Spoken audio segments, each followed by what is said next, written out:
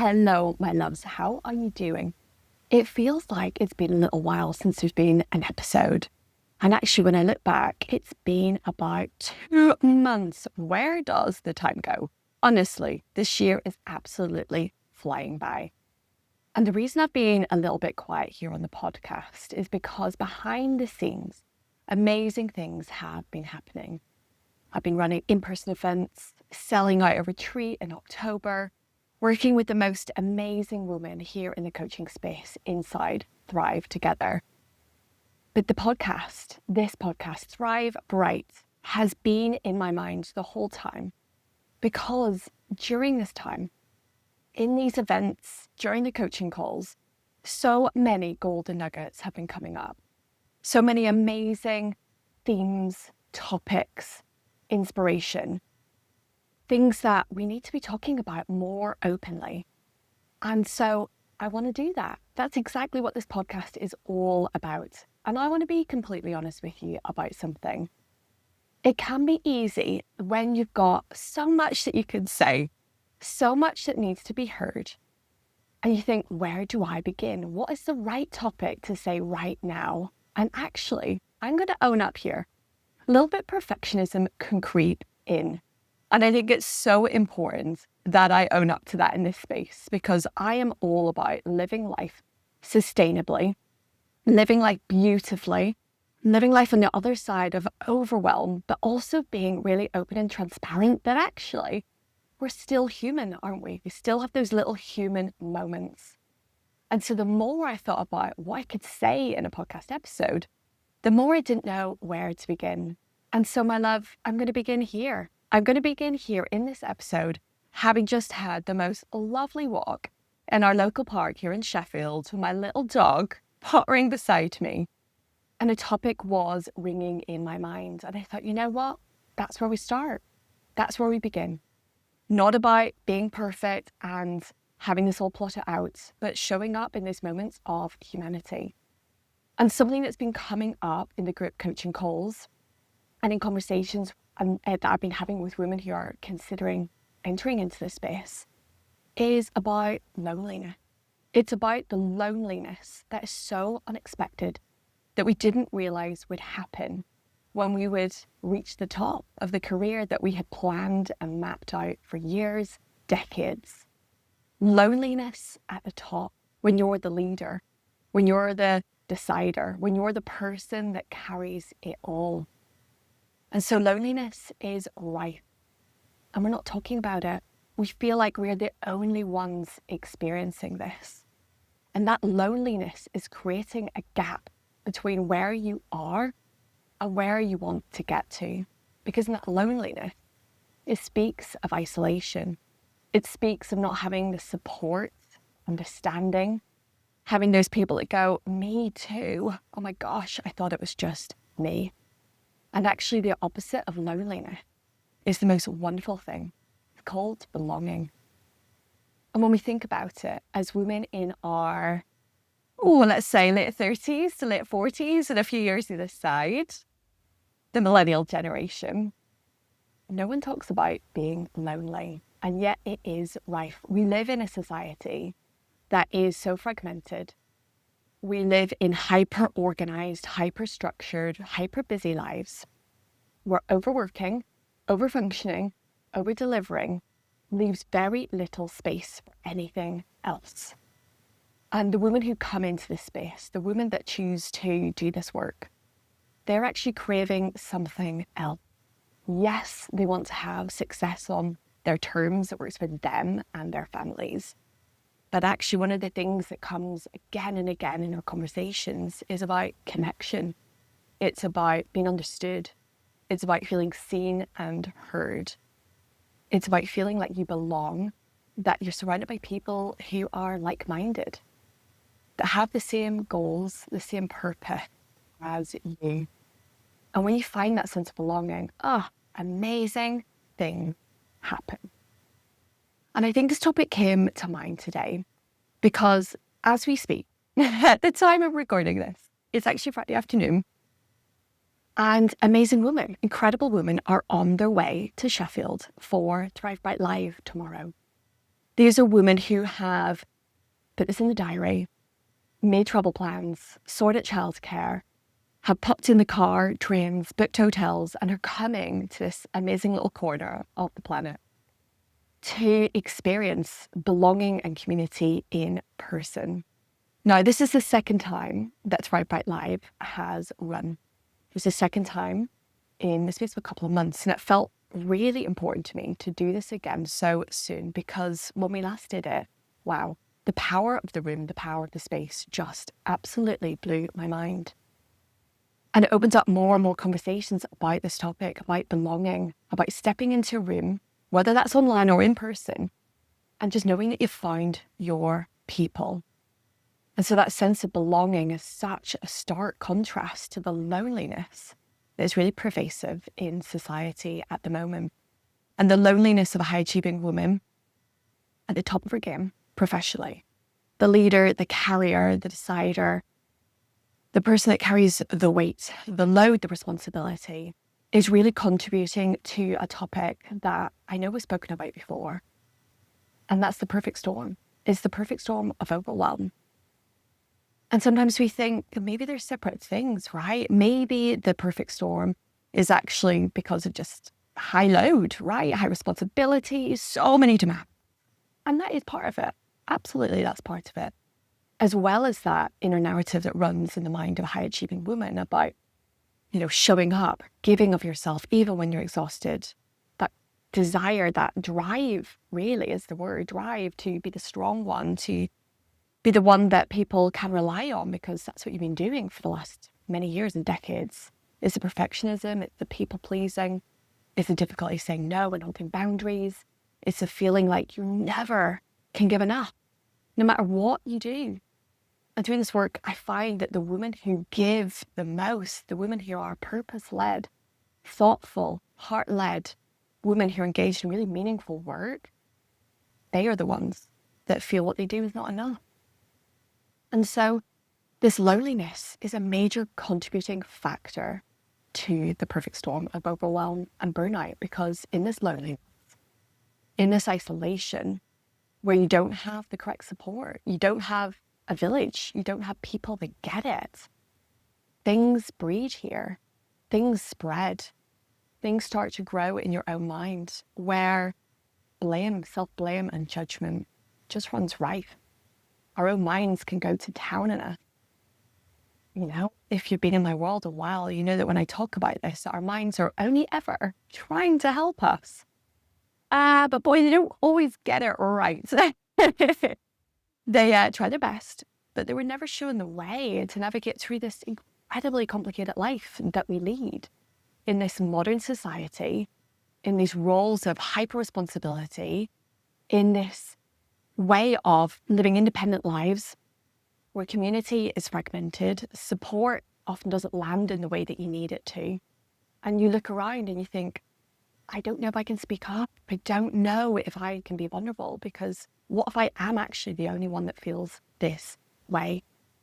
And something amazing has been happening with women that I've been working with. They've been coming to calls and sharing in our community chat that actually when they start to open to people that they know, or maybe someone who's standing beside them on the football pitch, kind of, what's it called? Like the line on the side of the football pitch. Let's go with that. And they open up that, actually, maybe things aren't always so rosy. Maybe things can be tough. That actually people respond so often in like, don't they? There's a moment of pure connection, a moment of, oh my goodness, maybe we're all in this together. Maybe the more I speak about it, the more I hold that vulnerability and discomfort, that maybe part of my growth and my recovery is actually to help others know that it's also okay for them to speak up, to ask for help, to know that actually we are all trying to figure this out as we go along. Because one of the things that can really breed and can spread in that loneliness and in that isolation is comparison. That in those moments of deep vulnerability, when you know everything about how you're finding things tough at this moment, that actually in that moment, your mind is telling you that everyone else has got it sorted, that everyone else is okay. Because we only ever see a snapshot of their lives. It's like looking on Instagram, isn't it? You know, we can know in our mind that actually that photograph on Instagram is literally only a picture.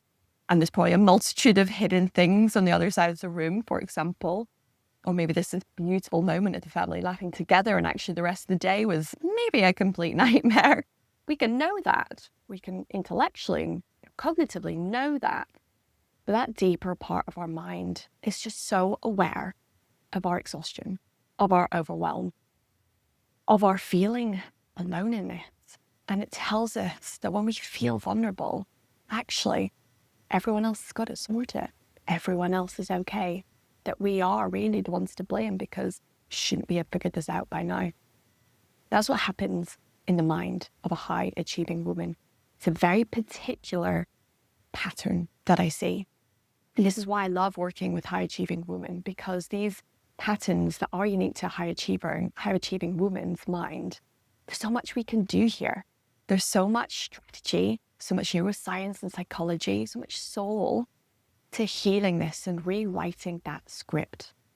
So that actually when we are aware of our deep humanity, of not always getting things right, of sometimes just simply being tired because the day was long and tough and we deserve rest, even when our mind tells us we don't. That actually that comparison doesn't land in the same painful way. And that's why belonging matters so much as well. Because when we belong to a group, to a community of like-minded people who are open, who are honest with themselves and each other, there's so much validation. There's so much power that comes from a me too moment. Me too. And someone shared in the group call yesterday, in the Thrive Together call, something that they had experienced at the weekend. And their thoughts about it, that they should be better, do more, try harder. And the whole group responded, saying, it's not just you. I feel that way too. And you know what? In that moment, we were able to reframe it. We were able to blow the lid off, able to see it for what it was. And so belonging is the antidote for the isolation that so many people are feeling at the moment. Knowing that in that isolation, the things that have been compounding and creating a greater sense of suffering, really suffering is the only word to describe it. Actually, that's where we can see them for what they are. With compassion and kindness, we can reframe them gently, powerfully, in a way that actually you can start to take that breath out, that breath that you've been holding in for so long, years holding that breath in, racing, waiting for the next thing to land, to knock you sideways. Because if you've been here a while, you know for sure. I say again and again that life, that's the one guarantee in life, isn't it? And so belonging, my love, belonging is what we all need. Belonging is the tonic for this modern hamster wheel, conveyor belt, this drive that got created in the minds of millennial women back when we were kids, back when we were in those formative years, teens, early 20s, about what we were meant to be doing, achieving, having as millennial women. You know, we were the generation to have it all. The glittering career, the top of our game, the super clean, tidy house, the impeccable decor, all of those things, whatever it was. You know, we can laugh, but actually it's what was fed to us. It was fed to us consciously and unconsciously by society. Pressure, we absorbed it all. And one thing I know for sure through doing this work, and the work I did as a GP, is so many people are feeling the same way. Now, that often means that this has become the norm, hasn't it? This sense of loneliness, this sense of overwhelm, this sense of not knowing where to begin, the sense of not knowing how to create a community, people who truly, truly get it, where you can just be yourself. Yeah, okay, it's the norm. It's okay to not be okay completely. However, what's not okay is that society expects us to accept this norm. It's just the way things are. We don't need to do that at all. Absolutely. That's what what this podcast is all about. This is a call to action for women who are in that place of suffering, of overwhelm and burnout and exhaustion from doing all the right things, ticking all the boxes that we are given, double ticking them, double dotting the I's and crossing the T's. Yeah, that actually it's okay to want more. It's okay to yearn for true connection, true belonging, purpose that flows from you, impacts, meaningful work, rest, joy, full belly laughs, full body yeses. It's okay. In fact, it's incredible. It's amazing. It's glorious. That's the transformation that keeps tugging in the back of your mind, the transformation that calls you to listen to the podcast, to be in this space. Well, I am so glad. I am so glad that you're here. I'm so glad that you have listened to that little niggling thought. I know that with it can come this idea of, I don't know what to do with it. You know what? You're in the right place. Stick around, listen in. Just like I said at the start of this episode, I'm going to be digging into this podcast. The episodes are going to be coming more frequent. I'm not going to put a timeline or pressure expectation on X number of podcasts in X number of weeks, because you know what? I really want to practice what I teach, which is to show up in a way that is authentic and genuine and heart-led and purposeful. And this is my invitation to you guys to stick around, to listen in, to connect with this work, to see how it lands for you, see how it feels to listen, to see what it feels like to have that sense of longing creep in. What does that feel like to know that someone gets you, that someone completely and utterly understands what you're going through, how tough things have been, how you so want change to happen and you don't know how to do it yet. That's the key word, yet. And so, my love, it's been a joy bringing this spontaneous episode to you. Absolute joy. I am so looking forward to this next chapter of the podcast, showing up in this way, dropping in with these thoughts and inspiration come, and sharing this work with you. Thank you so much for being here. And I hope you have a really great rest of your day. I will chat to you very, very soon, my love. And remember, if you do want to stick around and experience more of this work, make sure you either grab the freebie below, or you in the show notes, or you click and subscribe to the podcast so that you will get notifications when the next episodes are going to land. And so, my love, I will chat to you very soon.